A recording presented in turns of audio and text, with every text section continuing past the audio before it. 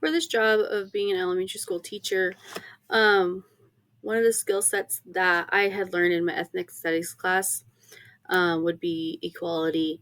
That I think that this would benefit the diverse work environment overall, not just with everyone that I would personally be working with, because we're all different, but also to help teach students, that it shouldn't matter on if we speak a different language or we have different color skin, that we're all equal, that everyone's going to still get the same education, that we're going to learn together. We can even do things um, in the classroom. I would work with them on showing them we can bring in stuff that they personally would have from their own cultures, even the language that they learned, and learn from one another.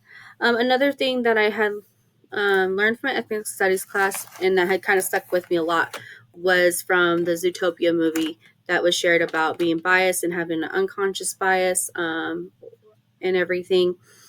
Um, Knowing that, um, it was said in there as an example about um, how Judy Hopps' parents had said, it's in their biology.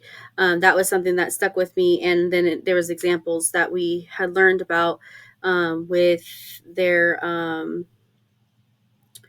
how it went along with different things on the appearance of people, and how everyone has different perspectives on how they look, either personally seeing or even that things that they don't see. So I think in a lesson plan for children to understand that would help benefit that I can use, and I guess it would be a cool thing, is that the kids could do something where they can draw a picture of themselves on how they see themselves, even if it's not physically, not specifically the colors of skin or hair, like a portrait, but like how they see themselves, even if it's laughing or funny, stuff like that. And then turn around and have someone else do that activity as an opposite end. So have a partner where they can show how that you may see them.